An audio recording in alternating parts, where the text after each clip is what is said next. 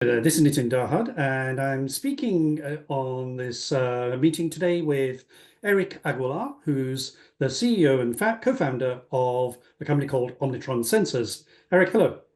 Hey, great to meet you. Thank you for your time.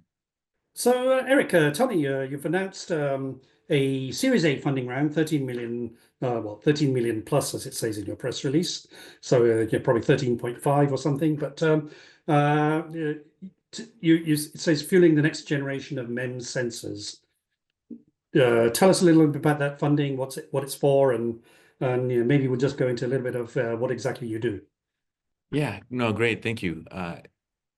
We formed this company really out of we're a bunch of nerds trying to solve problems, and looking at the value that LiDAR could potentially do for the robotics industry has been a passion of mine to try to bring that to the ecosystem.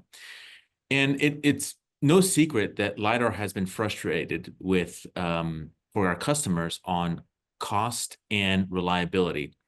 And as a good engineer, I was trying to figure out what was going on. What is the root of all of this?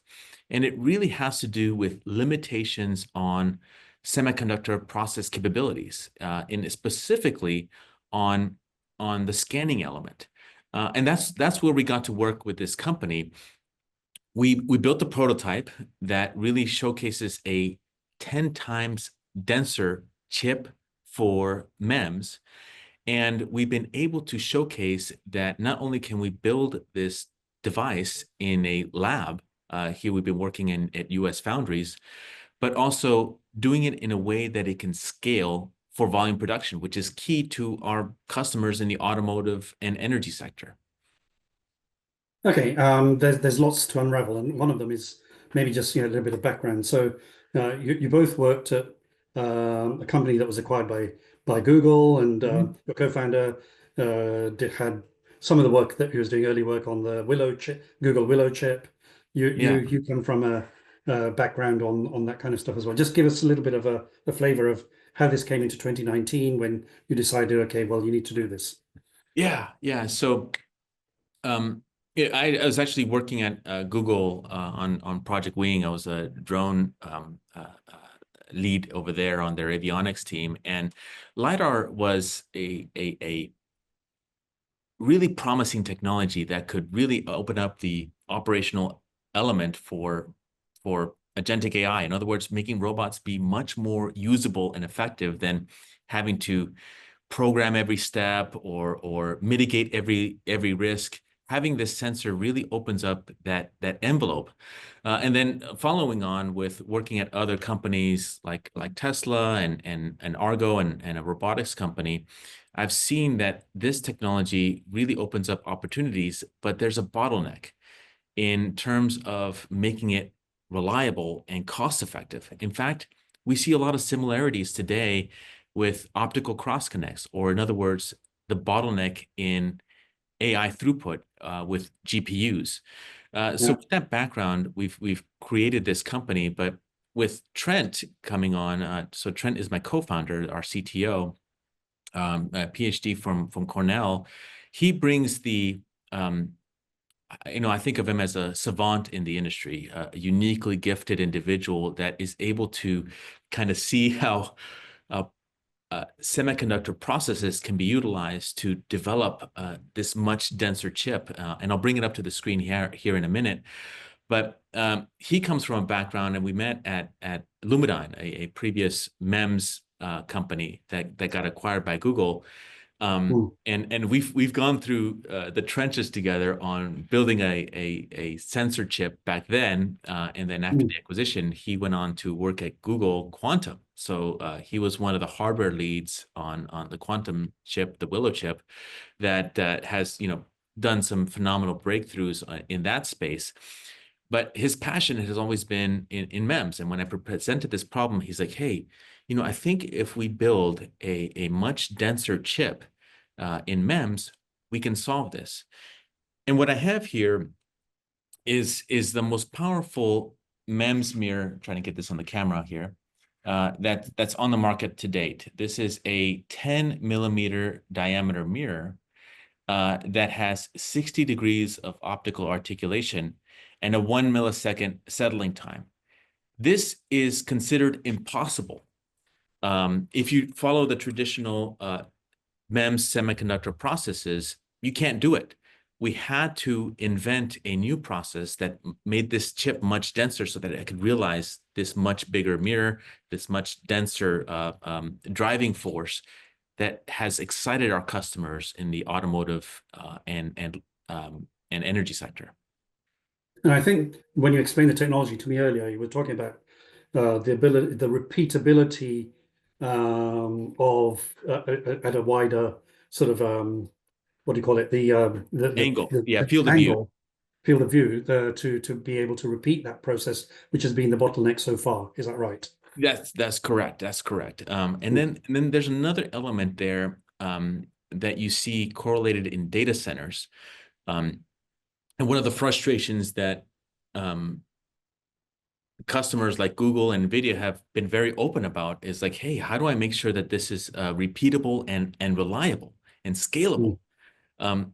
You cannot go into a data center and constantly align or adjust the cables to make sure that when things get moved around or there's vibration or cycles or heat cycles, that this thing stops working or stops That's transmitting. for optical. That's for optical Yes, connectivity. on the Yeah. optical side. So Yeah.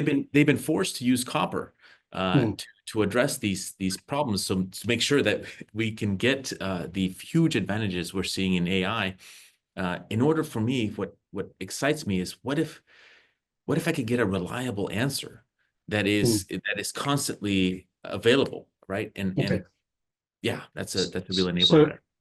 now your offer, your product to customers, you've got sensors and you're selling the IP as well. Just explain to me both of those Yeah, propositions.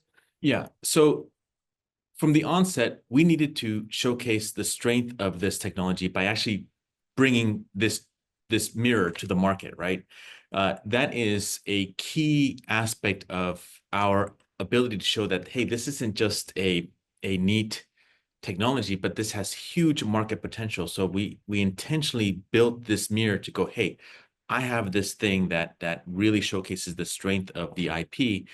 But as we engage with other customers and we're seeing that this ecosystem is going horizontally, in other words, not just in automotive and LiDAR, but in the energy sector, in data centers, and we're seeing this in other imaging sensors, that what works best is for us to partner with them to get this thing to the market, right? This is a well-known model that companies like Qualcomm have developed. ARM is strictly based on this model.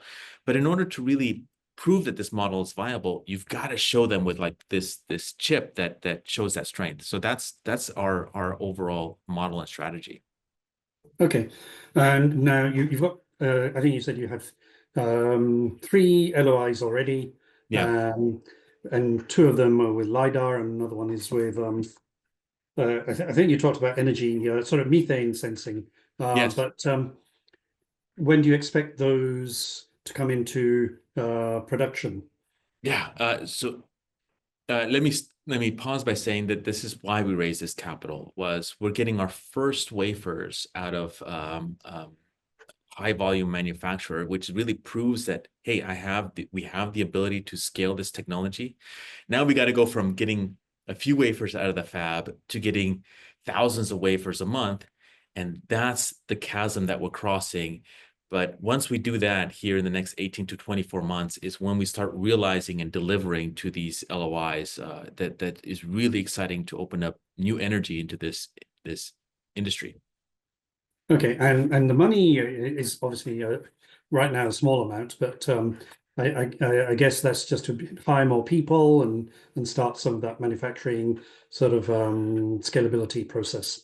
Correct, correct. This money is particularly scaled for that, and we're a bunch of PhDs nerds, and we need to get that discipline on now. How do we improve on yield? How do we improve on throughput? And that's the focus of the team that we're looking to hire, and also the how we want to deploy the capital is we got to go into production. Okay. Well, Eric, thank you very much. Thank you. Really appreciate the time and great meeting you.